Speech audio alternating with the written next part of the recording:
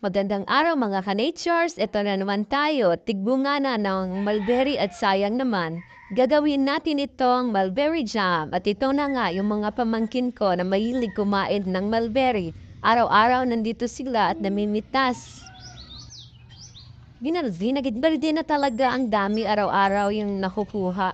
Hugasan muna, maghanda ng lemon, ng sugar, pigain yung lemon, boil the mulberry, huwag niyong lagyan ng tubig kung sa siyang mag-boil. Mix well at idagdag din yung lemon. Stir. Pinipiga-piga ko dito para lumambot.